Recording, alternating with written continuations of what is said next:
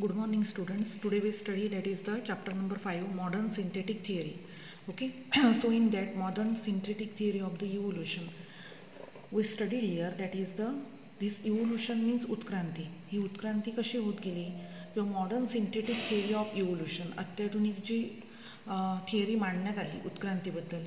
So here that is the genetical, ecological and anatomical, geographical, paleontological studies to explain the modern synthetic theory of evolution. Genetical means it is related to the gene. Ecology, ecology means that is the nature. Next one, anatomical. Anatomical means that is the structure of the organism. Geographical means भौगोलिक. Paleontological means that is the fossil record, म्हणजे काही पुरावे असतील जीवाश्माचे. And these studies which are used to explain the mechanism of the evolution, म्हणजे उत्क्रांतीचं यंत्रणा वर्णन करण्यासाठी हे पुरावे प्रत्येक शाखेतून मांडले गेले की जीन्स, इकॉलॉजी, निसर्गामध्ये दिसून येणारे त्यांचं स्ट्रक्चर, रचना, भौगोलिक आणि जीवाश्म अभ्यास करण्यात आला. So here there are the different scientist which are came together to put forth the modern synthetic theory. That is the Fisher, Haldane, Mendel and that is the Morgan. These are the scientists came together and they gave contribution for the success of the modern synthetic theory. After that, Stevin was the scientist who gave that is the 5 key factors for the study of evolution. First one, that is the gene mutation.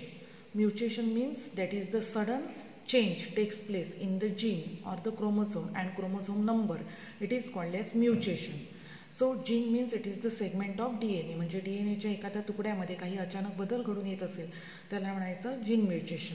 Mutation in chromosome or the structure of number, structure and number, म्हणजे रंगसूत्राच्या रचनेमध्ये किंवा संख्येमध्ये काही बदल होत असेल तर recombination. Recombination म्हणजे दोन रंगसूत्रांमध्ये सेगमेंट तुटून ते एकमेकांना जोडले जाणं, त्याला रिकॉम्बिनेशन म्हणतात. नॅचरल सिलेक्शन म्हणजे निसर्ग निवड, निसर्गामध्ये काही गोष्टी निवडल्या जातात.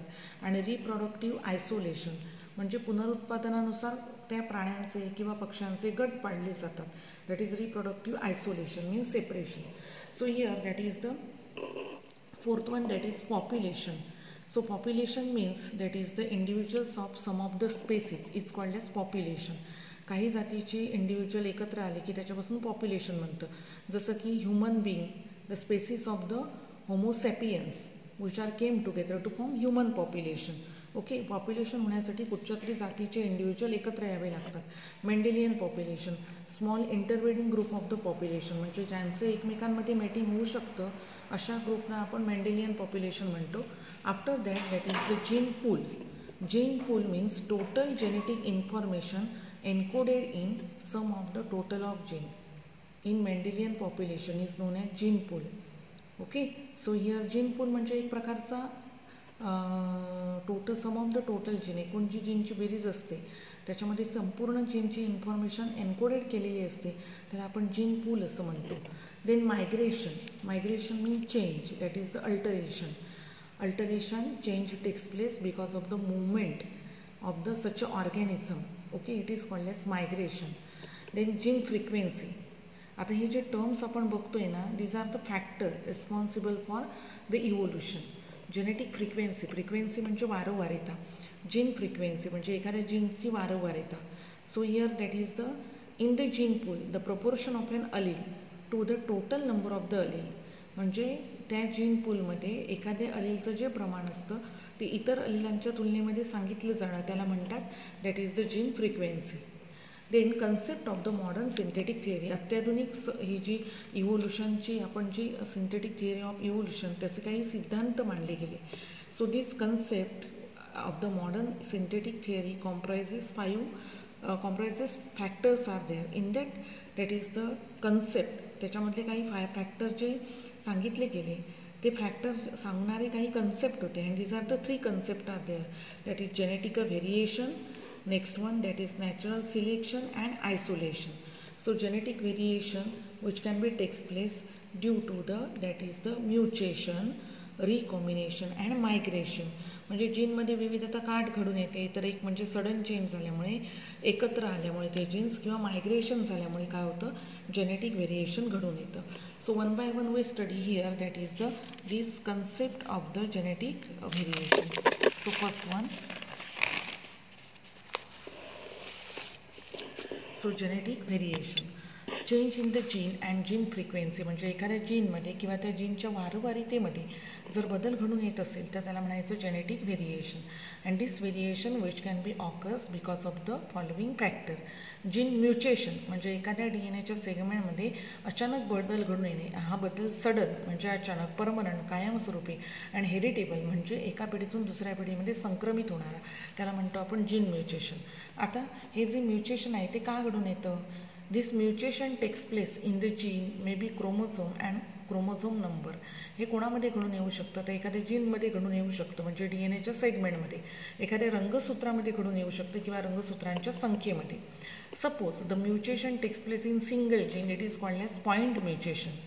And this point mutation causing change in the phenotype. Phenotype means external appearance of the organism. And if the phenotype changes, the variation means that is the विविधता दिसून येते. After that genetic recombination. आता या रिकॉम्बिनेशनमुळे सुद्धा evolution घडून येते बघा. The exchange of genetic material between non sister chromatids of homologous chromosome. आता होमोलॉगस कशाला म्हणायचं? The structurally and functionally similar chromosomes are called as homologous chromosome. जे रचनात्मक दृष्ट्या सारखे दिसतात त्यांना होमोलॉगस क्रोमोझोम म्हणायचं. आणि याच्यामध्ये एक्सचेंज होतं जेनेटिक मटेरियल. आता नॉन सिस्टर कोणाला म्हणायचं? तर आता हा जो सेगमेंट आहे ह्या बाजूचा आणि ह्या बाजूचा, ते नॉन सिस्टर झाले, वेगवेगळे झाले. आणि हेच आता यांची काय झाली, अरेंजमेंट बदलली बघा. आणि त्याच्यानंतर हे तुटणार, हा एवढा सेगमेंट तुटणार, हा एवढा तुटणार. मग या रंगसूत्राला ह्याचाच सेगमेंट येऊन जोडला जाणार आणि याचा आहे तो याला जोडला जाणार. अर्थ लक्षात येतोय? याचा सेगमेंट याला जोडला जाणार आणि ह्याचा सेगमेंट आहे तो ह्याला जोडला जाणार इथे. That is the exchange of genetic material between non sister chromatids of homologous chromosome is called as genetic recombination and causing variation. आणि हे झाल्यामुळे काय होतं, विविधता दिसून येते. आफ्टर दॅट जीन फ्लो म्हणजे वाहणे. So here that is the movement of the genes into and out of the population. म्हणजे लोकसंख्येमध्ये काही जीनचे ॲड होणं किंवा लोकसंख्येतून ते जीन बाहेर जाणं, त्याला आपण म्हणतो gene flow. So such a gene flow occurs through the migration of organism. So migration म्हणजे काय होणं, that is the movement. Okay. So some of the organism which can be move from the population. हे organism काय होतात, move होतात. Okay. Next one, that is the migration takes place in the organism or maybe migration of gametes or maybe migration of segment of DNA. So it is because of gene flow the evolution takes place. Next one, genetic drift. Drift म्हणजे पोकळी निर्माण होणे. So here any random fluctuation or maybe alteration occurring in the natural population by pure chance. म्हणजे एखाद्या संधीनुसार अचानकपणे बदल घडून येणं नैसर्गिक लोकसंख्येमध्ये, त्याला म्हणतो जेनेटिक ड्रिफ्ट. अँड आता हे कशामुळे घडून येतं? So here that is in case of the elimination of particular allele from a population. Okay. Suppose that is the one of the individual having the blue colour eyes are there and suppose suddenly the death of the such a person takes place and so that such a gene which can be totally, that is the collapse, means that is the fluctuation of the such a gene, it is called as genetic drift. In smaller population there is the more chances of the genetic drifts are there. Okay.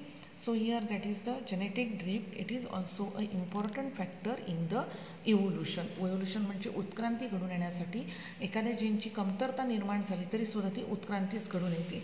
Chromosomal aberration. आता chromosomal aberration means structural morphological change in the chromosome. म्हणजे रचनात्मकदृष्ट्या एखाद्या रंगसूत्रामध्ये बदल घडून येणं. कशामुळे? तर rearrangement होते त्या रंगसूत्रांची, त्याला म्हणतो क्रोमोझोमल ॲबेरेशन. मग deletion means loss of the gene from the chromosome. आता आपण डायग्रॅम जरा पुस्तकातले फोकस करूया.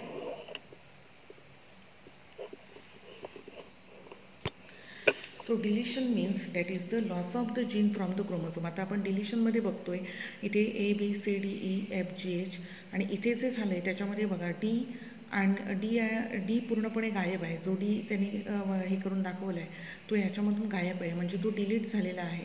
Okay, deletion of the gene, it is called as the loss of the gene from the chromosome. हे रंगसूत्र आहे आणि त्याच्यामधला एखादा जीन नाहीसा झाला.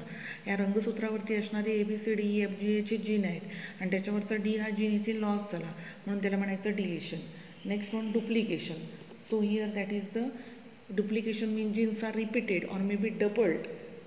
ते काय होतात, डबल होतात किंवा रिपीटेड होतात in a number on chromosome. रंगसूत्रावरती ते डबल होतात. आता इथे BCD हे रंगवून दाखवलेले आहेत बघा. इथे आता लक्ष द्या, B आणि C हे दोन जीन्स त्यांनी काय केले आहेत, फोकस करून दाखवलेले आहेत. मग इथे BC रिपीट झाले आहेत बघा. BC म्हणजे BC परत रिपीट झाला. हां, okay. So such a repetition is called as the duplication. Next one inversion. आता इन्व्हर्जन कशाला म्हणायचं? So inversion means transfer of part of the chromosome or set of the genes to a non homologous chromosome. म्हणजेच दुसऱ्या रंगसूत्रावरती जाऊन ते transfer होणं.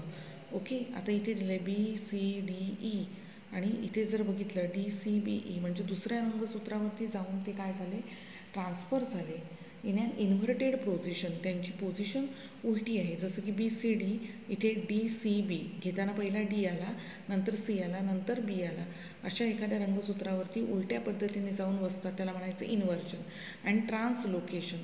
आता translocation म्हणजे काय, तर transfer of part of the chromosome or the set of the gene. एखाद्या रंगसूत्राचा भाग किंवा त्याच्यावरती असलेले gene which are transfer to a non homologous chromosome, जे दुसऱ्या क्रोमोझोमवरती काय होतात, ट्रान्सफर होतात. आता मगाशी इन्व्हर्जनचं सांगितलं ते बघा. इन्व्हर्जनमध्ये काय होतं, क्रोमोझोमचा तुकडा तुटतो आणि तो रिअटॅच होतो to the same chromosome. Sorry हां, इथे बघा, that is the part of the chromosome which is broken down आणि reattach to the that is the chromosome, same chromosome. म्हणजे इकडचा पार्ट तुटला आणि तो रिअटॅच झाला सारख्याच क्रोमोझोमला, पण इन्व्हर्टेड पोझिशनमध्ये झाला म्हणून त्याला इन्व्हर्जन म्हणायचं. लक्ष द्या.